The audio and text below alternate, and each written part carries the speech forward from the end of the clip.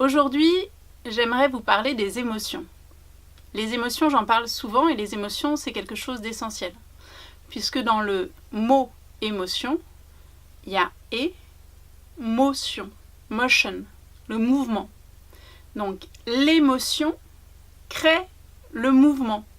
Et on le voit, on le dit, quand on est ému, on est transporté, on est chamboulé. Donc tous ces termes d'émotion, en fait, appellent le mouvement. Une émotion peut nous paralyser, mais finalement même la paralysie peut être un mouvement en soi. C'est-à-dire Ou alors une émotion peut me donner envie, ou une émotion peut me faire m'intriguer. En fait, l'émotion, c'est quelque chose qui fait bouger la personne qui la provoque et fait bouger aussi la personne qui la reçoit. Il y a des gens qui maîtrisent totalement leur émotion et n'ont qu'un but, c'est de faire bouger la personne en face. Ça fonctionne aussi. Mais, encore une fois, le but, c'est d'avoir une émotion qui circule le plus librement possible, d'avoir une émotion qui va être fluide. Car qu'est-ce que c'est que l'émotion ? L'émotion, c'est un flux.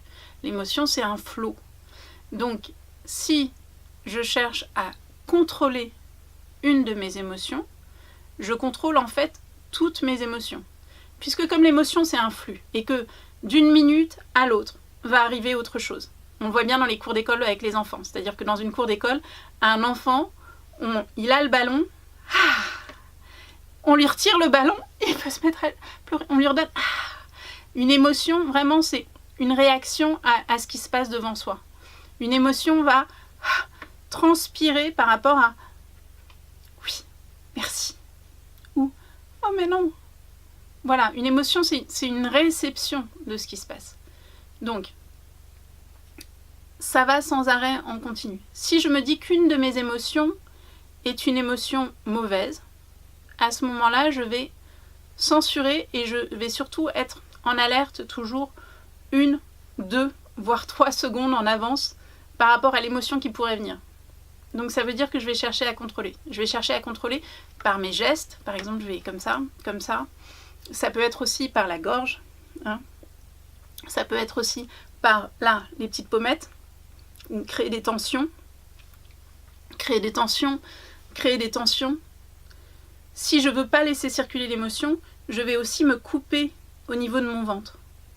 Et que vraiment, pour que l'émotion puisse passer, c'est vraiment une question de circulation. L'émotion, elle ne peut passer que si je respire.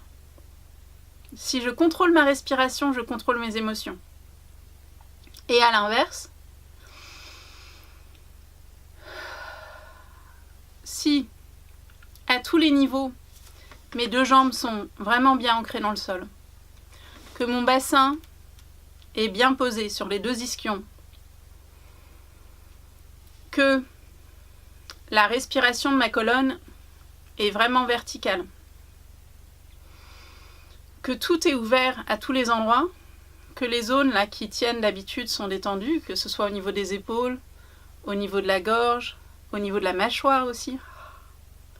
Vraiment au niveau de la mâchoire, il y a souvent beaucoup de tension là. Mais ça peut aussi être là. Donc finalement, pour que l'émotion passe, et pour que l'émotion soit un flux, en fait, je vais laisser circuler ma respiration. Si je laisse circuler ma respiration, je laisse circuler mes émotions. Si je bloque ma respiration, je bloque mes émotions. Mais qu'est-ce qui se passe quand on fait ça ? Quand en fait, on va bloquer une émotion, l'émotion qu'on rejette, en fait, elle va grossir, elle va vraiment s'amplifier. Donc, les gens, par exemple, qui veulent jamais pleurer, qui sont tout le temps en contrôle de faut pas être triste.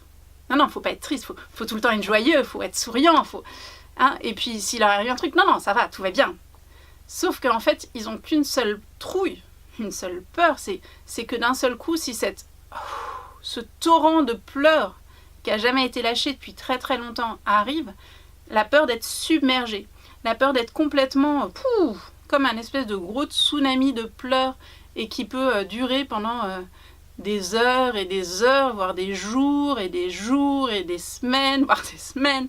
Mais en fait, la réalité, c'est que, vous voyez là par exemple, j'ai parlé de pleurs, mais 2 secondes après est arrivé le rire. C'est pas quelque chose que j'avais prévu avant. C'est venu parce que j'ai laissé le flux d'émotions venir. Donc ce flux d'émotions, si je le laisse circuler déjà, ça veut dire que je suis dans une qualité de présence aussi qui est bonne. L'émotion, vont dire les bouddhistes, c'est une perturbation du mental. Personne n'a envie d'être perturbé du mental. On est bien d'accord. Mais l'émotion, elle est aussi basée par rapport à nos croyances. C'est-à-dire que qu'est-ce que j'associe comme croyance par rapport à cette émotion?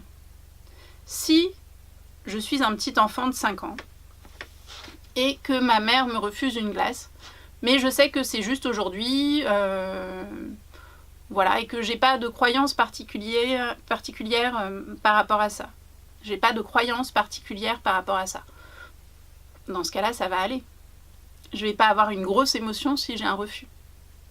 Si, par exemple, derrière cette émotion, je vais me dire « Oh, si ma mère m'achète pas de glace, mais elle m'aime pas, elle veut m'abandonner. » À ce moment-là, l'émotion, elle va être grande, elle va être forte. Et c'est logique, et c'est normal, on peut le comprendre. Donc vous voyez comment l'émotion est reliée justement à la croyance. Et que cette émotion, plus je la laisse circuler, plus je suis tranquille avec mes émotions.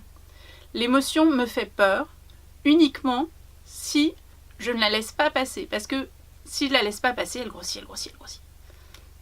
C'est comme si, voilà, au lieu de porter un enfant de 9 mois, vous le portiez 18 ans. Forcément, quand cet enfant de 18 ans va sortir, il va être un peu gros. C'est normal. Mais encore une fois, c'est... Comment je m'aperçois que l'émotion, c'est juste quelque chose qui me traverse et que je suis plus grand que les émotions.